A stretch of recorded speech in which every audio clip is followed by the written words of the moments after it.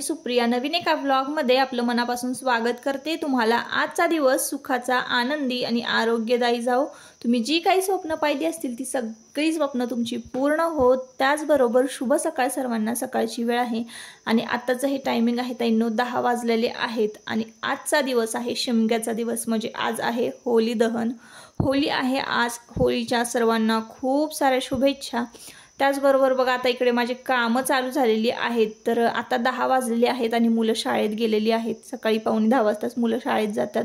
त्या आधीचं जे काही काम आहे म्हणजे मुलांचा डबा झाडून लोटून लादी पुसून घरातली जी काही कामं आहेत ना, ती सगळी रोजची जी कामं आपण रोज नियमित करतो तर ती सगळी कामं झालेली आहेत। आणि 10 नंतरचा थोडासा जो वेळ आहे तर तो मला मिळालेला आहे। तर 10 ते दुपारी 2-2:30 वाजेपर्यंत 3 वाजेपर्यंत जेवढं काही काम होणार आहे क्लिनिंगचं, तर ते आजच्या दिवसामध्ये मी करून घेणार आहे। तर ट्रिपला गेल्यामुळं ना सगळा गोंधळ झालेला आहे। ताईंनी जे ठरवलेली कामं आहेत ना तर ती म्हणजे झालीच नाहीत माझी। उन्हाळी कामसुद्धा माझं यावेळेस पाठीमागच राहिलेलं आहे। तर तसंच बघा होळीच्या आधी जी काही स्वच्छता असते ना ती सगळी मी करून घेत असते। माझे तुम्ही या आधीचे ब्लॉग जर बघितलेत ना तर जे काही पितळेची भांडी होती, तांब्याची भांडी ना, ती एक दिवस खसाखस चकचकीत घासून संपूर्ण घर झाडून झटकून सोफा वगैरे क्लीन करून म्हणजे आतली जी काही स्वच्छता आहे ना घरातली ती संपूर्ण स्वच्छता झालेली आहे।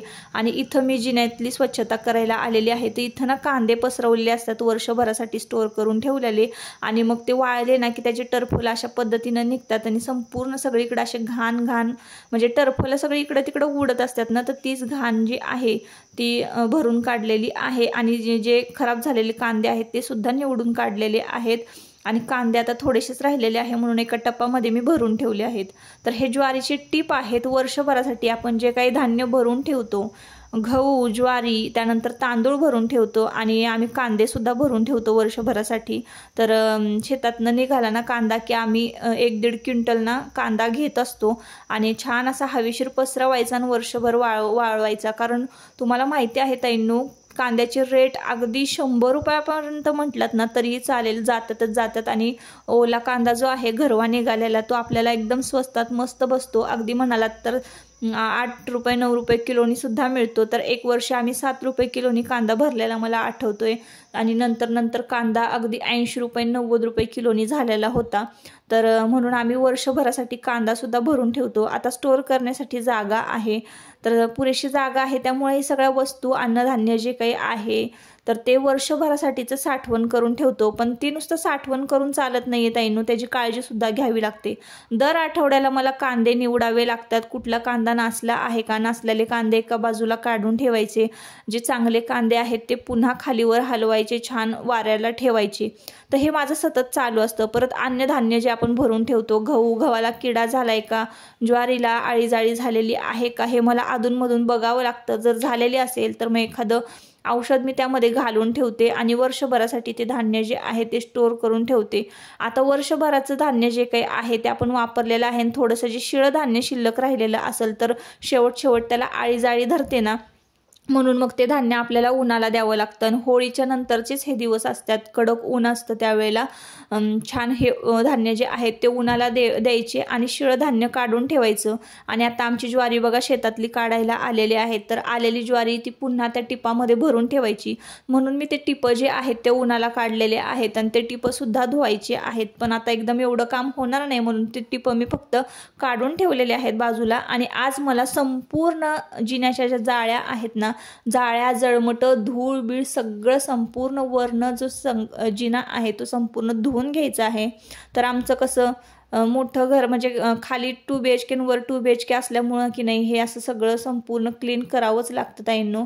आणि मला ना घरामध्ये थोडंफार जाळं जळमट घाण जर असेल ना तर अजिबात आवडत नाही। तसं मॅनेज करायला गेलं तर घर खूप मोठं आहे आणि जरा एनर्जी कमी पडते, पण तरीसुद्धा मला कुठून एनर्जी येते हे मलाच नाही कळत। जाळी जळमटं बघितलं ना की मी अजिबात थांबूच शकत नाही। सगळ्या जाळ्या जळमटं जे काही आहे ना आजच्या दिवसामध्ये काढायचं ठरवलेलं आहे। आणि इथं मी कांदे वाळत घातलेले होते, पसरवलेले होते, त्यामुळे ही खिडकी उघडी ठेवली होती ना, तर ह्या खिडकीमुळे ना एवढी जाळ्या जळमट झालेली होती आणि एवढी धूळ बसलेली होती ना, तर ही संपूर्ण जिना आहे ना आज मला छान स्वच्छ धुवून काढायचं आहे खळखळ पाण्यानं. तर पाईप लावलेली आहे आणि कॅनलला पाणी सुटलेलं आहे, त्यामुळे बोरला पण पाणी वाढलेलं आहे. पाण्याचा काही विषय नाही, पाणी भरपूर आहे, पण मला तर असं वाटतं की वर्षातनं एकदा ना हे काम करायलाच पाहिजे. जिथं आपण अन्नधान्य साठवून ठेवतो इथं बघा, माझं म्हणजे कुठलंही मी पुसून घेत नाही किंवा लोटून घेत नाही. घरातली जी काही रोजची कामं आहेत तीच आपल्याला पुरतात, मग इकडे कुठं काम करायला वर आणि की यायचं. म्हणून कधीही इथं म्हणजे मी झाडून झटकून घेते, पण धुता येत नाही किंवा पुसता येत नाही टिपाखाली हात घालून वगैरे. वर्षातनं हेच दिवस असतात की संपूर्ण जिना जो आहे तो मी स्वच्छ करून ठेवते आणि धुवून घेते छान.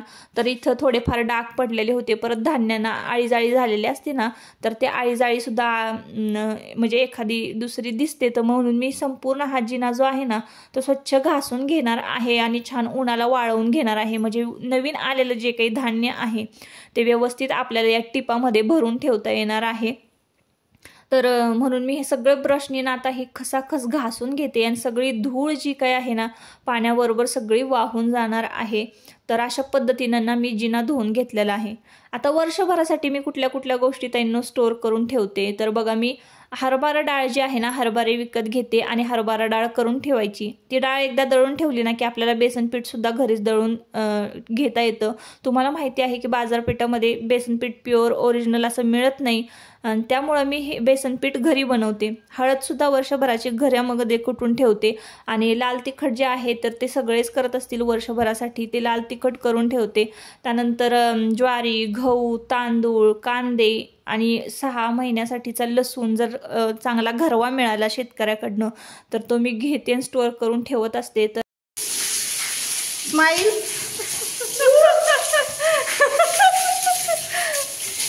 लय मजा येते हो तुम्हाला पाण्यात खेळाय. पाण्यात खेळायला पाहिजे. पहिले तर मी हे काम सगळं करत होते, पण दादांना काय वाटलं स्वतःहूनच काम करायला आले. जरा पाण्यामध्ये कसं दुपारची वेळ होती, थोडीशी 12:30 टायमिंग होतं आणि अशा टायमिंगला ना थोडंसं पाण्यातले काम करायला उन्हाळ्याच्या दिवसात जरा बरं वाटतं. म्हणून कदाचित तुमचे दादा पण मला जॉईन झाले असणार आहेत. तर कांदे वगैरे सगळे दादा तुमचे निवडू लागले होते, मला माझ्या एकटीचं काम नव्हतं ते. आणि वर्षभरात कसं होतं ना, कांदे व्यवस्थित स्वच्छ निवडून ठेवले ना, नासके कांदे जर काढले ना आपण तर अजून कांद्यांची लाईफ वाढते. म्हणजे मला आरामात ते 1-1.5 महिना ते कांदे जातील. महिन्याच्या पुढं मला वाटतं 2 महिने तरी मला ते कांदे पुरतीलच. आणि मग नवीन कांदा जो निघणार आहे ना तो पुन्हा एकदा निवडून ठेवायचा, स्टोअर करून ठेवायचा. तर तो सुद्धा मी व्हिडिओ तुमच्याबरोबर शेअर करेन. तर हे संपूर्ण पॅसेज जो आहे घराचा तो ना भिजवून घेतलेला आहे आणि आता छान ब्रशनं खसाखस घासून काढणार आहे ज्या भिंती वगैरे ज्या आहेत त्या. तर आता कुठल्या कुठल्या गोष्टी ज्या आहेत त्या मी स्टोअर करून ठेवते. तर बघा, वर्षभरासाठीची हळद जी आहे ना तर हळकुंड कुटून आणते मी गिरणीतून. हळद ही वर्षभरासाठी स्टोअर करून ठेवते. त्यानंतर परत बेसन पीठ जे आहे ते दर 3 महिन्याला मी डाळ घेते आणि हरभऱ्याची डाळ तयार करून बेसन पीठ तयार करून ठेवते. हरभऱ्याची डाळसुद्धा तुम्ही हरभरे विकत घेऊ शकता, भिजवून त्याची डाळ तयार करून घेऊ शकता. गहू ज्वारी भरलेली असते, तांदूळ भरलेले असतात वर्षभरासाठीचे, कांदे भरलेले असतात, लसूण थोडाफार 6 महिने टिकल इथपर्यंतचा लसूण घरामध्ये भरलेला असतो. तर हे सगळं जे आहे ना आपण म्हणतो तर ते सगळं म्हणजे एक प्रकारचं बघा, जेव्हा बघा करोना आला होता आणि करोनाच्या काळामध्ये ना काही लोकांना बघा हे जे अन्नधान्य म्हणा किंवा असं बाजार भाजीपाला म्हणजे घराच्या बाहेर पडून खरेदी करता येत नव्हता. तर त्या काळात आहे ना माझी ही सवय खूप म्हणजे उपयोगात आलेली होती. तर कुठंही न जाता आम्हाला ना घरी जे काय असेल कांदा लसूण त्याच्यामध्येच आम्ही भाज्या वगैरे करून खात होतो. शिमग्याचा दिवस संपूर्ण घर स्वच्छ केलं आणि इतकं दमायला झालं ना तर मस्तपैकी आता कोकम सरबत करूया. तर तुम्हाला जर ही सवय नसेल तर थोडे थोडे पैसे काय करायचे, बाजूला काढायचे आपले दर महिन्यातले आणि मग एका डब्यामध्ये टाकून ठेवायचे. आणि तो डबा आहे ना उन्हाळ्यामध्ये फोडायचा आणि वर्षभरासाठी जे काही म्हणजे लागणारे ज्या घरामध्ये वस्तू हे आहेत, किराणा माल म्हणा, मिरची पावडर म्हणा, हळद पावडर, अन्नधान्य हे वर्षभरासाठीचं स्टोअर करून ठेवायचं. मग थोडा भाजीपाला किंवा बाजार जो आहे ना आपल्याला दर आठवड्याला किंवा दर महिन्याला आणता येतो. तर अशा पद्धतीनं जर मॅनेजमेंट केलं ना तुम्ही तुमच्या घरामध्ये ग्रोसरीज, अन्नधान्य जे काय आहे वर्षभरासाठीचं भरून ठेवण्यासाठी. तर तुमचे पैसेही वाचतील, वेळही वाचेल आणि ही सवय कधीही चांगली आहे अडचणीच्या काळामध्ये. तर हे बेडशीट मी तुम्हाला दाखवते. आत्ता छान मस्त थंडगार असा कोकम सरबत केला, विदाऊट म्हणजे साखर अजिबात वापरली नाही, विदाऊट शुगर, आणि मस्त बरं वाटलं जरा. तर ही बेडशीट मी मिशोवरनं मागवलेली आहे. तर म्हटलं लिंक तुमच्याबरोबर शेअर करावी, पण मला एवढं कापड त्याचा आवडलं नाही, पण दिसायला तर ना खूप छान दिसते. आजीबाबांच्या बेडरूममध्ये मी इथं बेडशीट घातलेली होती आणि खरंच म्हणजे संपूर्ण ह्याचा बेडरूमचा लुक जो आहे ना तो चेंज झालेला होता. खूप छान बेडरूमचा लुक दिसत होता, कारण त्याला खूप छान अशी डिझाईन होती त्या बेडशीटला. पण कापड मला एवढं बरोबर वाटलं नाही. 200 रुपीजच्या अंडरच ती बेडशीट मी मागवलेली आहे. याच्या आधीची जी बेडशीट आहे ना पिंक कलरची, ती खरंच खूप छान होती आणि तुमच्याबरोबर मी त्याची लिंकसुद्धा शेअर केलेली आहे, पोस्टसुद्धा शेअर केलेली आहे. तर तुम्हाला जर आवडली तर घ्या. पण आता ह्या कापडाचं मी अजून हा कापड धुतलेलं नाही, त्याच्यामुळे त्याचं काही सांगू शकत नाही.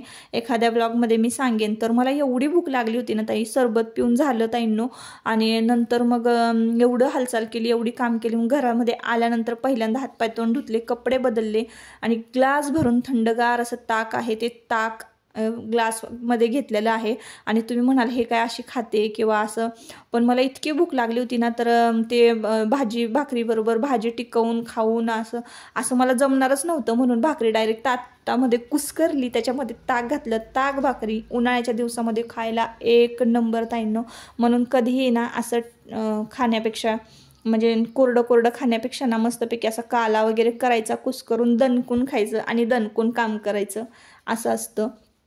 तर अर्धी भाकरी कुस्करली ताटामध्ये आणि इतकी छान लागत होती ना. तर साखर विकर काही घालायची नाही अजिबात. घालायचं असेल तर थोडासा गुळ घातला ना तरीही चालेल. आणि तोंडी लावायला हुलग्याची उसळ होती. तर संध्याकाळची वेळ झालेली आहे. त्यानंतर थोडासा आराम केला. आराम तर काही नव्हता, एका व्हिडिओचं एडिटिंग करायचं होतं ना. जेवल्यानंतर एका व्हिडिओचं एडिटिंग करत बसले आणि एडिटिंग झाल्यानंतर, व्हिडिओ अपलोड झाल्यानंतर लगेचच बघा मी खाली आले होते. आणि संध्याकाळची वेळ आहे आणि अंगणामध्ये सडा मारून घेते. तसं तर मी संपूर्ण जिना आणि खालचं सगळं धुवूनच काढलेलं होतं, संपूर्ण स्वच्छ झालेला होता जिना. पण संध्याकाळची वेळ आहे, सणवार आहे, तर थोडीशी काहीतरी दारामध्ये रांगोळी जी आहे ती रेखाटावी असं वाटतं. तर आत्ता मी आलेले आहे ना, तर आत्ता बघा मला असं वाटतं 6:45च्या आसपासचं हे टायमिंग असणार आहे, 6:30 6:45चं. तर अर्धा निम्मा पुरणपोळीचा स्वयंपाक आहे ना मी करून खाली आलेले होते. तर माझा स्वयंपाक करण्याची सुद्धा गडबड चालली होती आणि मला अंगणामध्ये सडासुद्धा मारायचा होता. तर अशी तारंबळ होत होती ना, तर आधी संपूर्ण स्वयंपाक जो आहे ना, म्हणजे अर्धा निम्मा स्वयंपाक मी तयार करून घेतला आणि मग सडा मारायला आलेली आहे. तर असा संध्याकाळचा अंगणामध्ये दाट असा सडा मारला ना की एवढं थंडगार वातावरण निर्माण होतं ना उन्हाळ्यामध्ये. तर सकाळचा तर सडा माराच मारा तुम्ही, पण तुम्हाला जर वेळ मिळाला तर तुमची संध्याकाळ अशी फ्रेश आणि प्रसन्न करण्यासाठी ना, तर संध्याकाळचा सुद्धा तुम्ही अंगणामध्ये दाट असा सडा मारा. त्यानं आपल्या बाजूचं म्हणजे अवतीभोवतीचं जे वातावरण ना अगदी थंडगार होतं आणि येणारं वारं आपल्या घरामध्ये ना अगदी थंडगार वारं असं आपल्या घरामध्ये येतं. म्हणून मी संध्याकाळचं सुद्धा आता ठरवलेलं आहे की आजपासून, आता होळी आहे ना आज, तर खऱ्या अर्थानं आजपासून उन्हाळा चालू झालेला आहे. एकदा होळीचं दहन झालं की त्याच्या दुसऱ्या दिवशीपासून कडक उन्हाला सुरुवात होते. तर म्हणूनच मी आजपासून ठरवलेलं आहे की संध्याकाळचा सुद्धा सडा मारायचा. आजूबाजूला, घराच्या बाजूला तुमच्या जर काही झाडं असतील त्या झाडांना पाणी घालायचं आणि अंगणामध्ये सुद्धा असं छान पाणी मारायचं, सडा मारायचा. तर आता काय करणार एवढ्या गडबडीमध्ये, काय रांगोळी काढू आणि काय कलर भरू. आणि सणवार आहे तर असं म्हणजे असं ठेवूनही कोरं अंगण चालत नाही. तर म्हटलं चला काय जसं येईल तसं ना काहीतरी आपलं फुलं पानं काढावीत. म्हणून मग मी इकडं पटापट अशी बघा अगदी 2 मिनिटामध्ये मी फुलं काढून घेतलेली आहे अंगणामध्ये. आणि छोटंसं मला जमते बघा 5 टिपक्यांची रांगोळी. तर तसंच म्हटलं चला काहीतरी काढूया. तर कलश काढलेला आहे अंगणामध्ये. रांगोळी भरणे इतकी वेळ नाहीच आहे माझ्याकडे ताईंनो. मला वर जाऊन अजून पुरण परतायचं आहे आणि पुरण वाटायचं आहे, आमटीला फोडणी घालायची आहे, ही तर कामं राहिलेली आहेत. तर इकडे बघा देवांश कसा मध्ये करतोय. तर असा माझं दिवसभराचं जे काही रुटीन होतं ना शिमग्याच्या दिवसाचं, तर ते असं होतं. पण शिमग्याचा दिवस म्हटला ना, पण खरंच संपूर्ण घर आणि गॅलरी जे काही स्वच्छ झालेले आहे ना, म्हणजे जे काही जाळ्या जळमुटं निगेटिव्हिटी नकारात्मकता सगळी आजच्या दिवशी ना मी खरंच काढून टाकलेली होती संध्याकाळपर्यंत. आणि संध्याकाळचा हा सण साजरी करायला ना घरामध्ये एक मस्तच प्रसन्न असं वातावरण निर्माण झालं होतं. चैतन्य म्हणतो ना आपण काय, तर घर आपलं अंगण घर स्वच्छ असेल ना तर मन कसं किती प्रसन्न आणि हलकं होऊन जातं, तर तसंच झालेलं होतं. आता रांगोळीवर रंग तर भरले नव्हते, पण रांगोळी कधीही अंगणामध्ये पांढरे ठेवू नये असं म्हणतात. तर हळदी कुंकू वाहून घेतलेलं आहे आणि खाली म्हणजे हळदी कुंकू व्हायला तुळशीला दिवा लावलेला आहे, तुम्हाला दिसत असेल. आणि इकडे वर आलेले आहेत रांगोळीवर हळदी कुंकू वाहून. आणि त्यानंतर मग इकडे मसाल्याची तयारी करून ठेवलेली आहे. तर बघा आलं आहे, भाजलेलं कांदा, खोबरं, लसूणसुद्धा सोलून घेतलेलं आहे. इकडे डाळ शिजवून ठेवलेली होती. इकडे भात तयार झालेला आहे. तर आणि इकडे बघा कांदा कापून ठेवलेला आहे मीठ घालून भज्यांसाठी, म्हणजे भजी तयार करण्यासाठी. फक्त त्यामध्ये आता पीठ वगैरे घालायचं आहे. पापड वगैरे काढून ठेवलेले होते तळण्यासाठी. तर एवढं जे काही काम होतं म्हणजे भांडी वगैरे होती दुपारची जेवणाची ती घासून घेतलेली आहे. कट्टा संपूर्ण स्वच्छ केला आणि डाळ वगैरे जे मेन काम होतं महत्त्वाचं म्हणजे डाळ शिजवणं वगैरे, तर ते डाळ वगैरे शिजवून ठेवली होती, भात वगैरे शिजवून ठेवला होता, वाटणाची तयारी करून ठेवली होती. तर आत्ता मी तुमच्याबरोबर ना पीठ कसं तयार करायचं पुरणपोळीसाठी. तर मी फक्त ना गव्हाची पुरणपोळी करते, यामध्ये मैदा वगैरे अजिबात मिक्स करत नाही. आणि पुरणपोळीच्या स्वयंपाकाचा व्हिडिओ ताईंनो ऑलरेडी आपल्या चॅनलवर अपलोड आहे, त्याची लिंक मी डिस्क्रिप्शन बॉक्समध्ये देईन. जर तुम्हाला मी कशी पुरणपोळी करते किंवा माझ्या पद्धतीनं माझ्या प्रमाणामध्ये जर तुम्हाला पुरणपोळी करायची असेल तर मी नक्की लिंक जी आहे ते डिस्क्रिप्शन बॉक्समध्ये देते, तुम्ही तो सुद्धा व्हिडिओ पुरणपोळीचा पहा.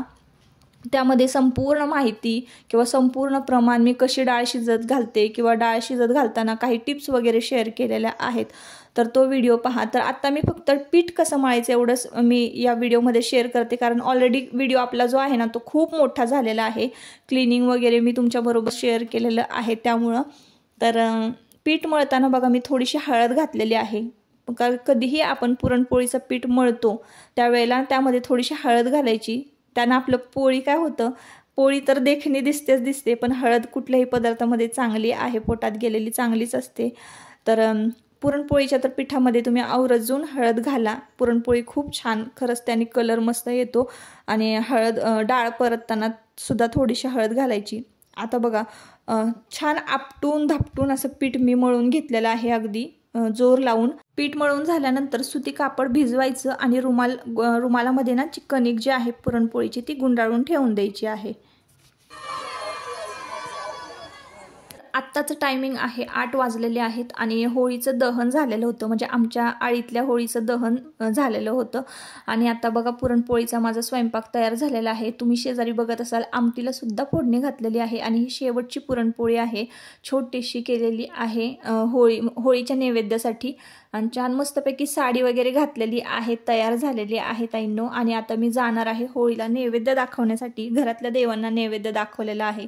तर आपण होळीला जेव्हा नैवेद्य दाखवतो, नारळ अर्पण करतो, तेव्हा आपण दरवर्षी हीच प्रार्थना करतो की आपल्या मनामध्ये जी काही नेगेटिव्हिटी आहे, नकारात्मकता आहे, वाईट विचार असतील, काही टेन्शन असेल, सगळं दहन होऊन जाऊ दे आणि सुखाचे दिवस सगळ्यांना येऊ देत, सगळ्यांनी चांगलं वागू देत, चांगली सुकर्म करू देत.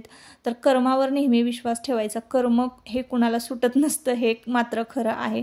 म्हणूनच देवाकडे काहीच न मागता फक्त सुकर्म करण्याची बुद्धी दे एवढंच मागायचं असतं. तर आता बघा होळीचं दहन झालेलं आहे. नैवेद्य पप्पांनी म्हणजे बाबांनी दाखवलेलं आहे. आणि मस्तपैकी छान साडी घालून आले होते, पण मी तुम्हाला अंधारामध्ये काहीच दाखवू शकले नाही. सकाळपासून तुम्ही मला फक्त गाऊनवरच बघत आला असाल, तर असू द्या. आता या व्हिडिओचा इथंच शेवट करते आणि परत पुन्हा आपण भेटूया नवीन एका व्लॉगमध्ये. तोपर्यंत स्वतःची काळजी घ्या, मजेत राहा. आणि व्लॉग जर आवडला असेल तर नक्की आपल्या चॅनलला सबस्क्राईब करा आणि व्हिडिओला एक लाईक करा. Bye bye.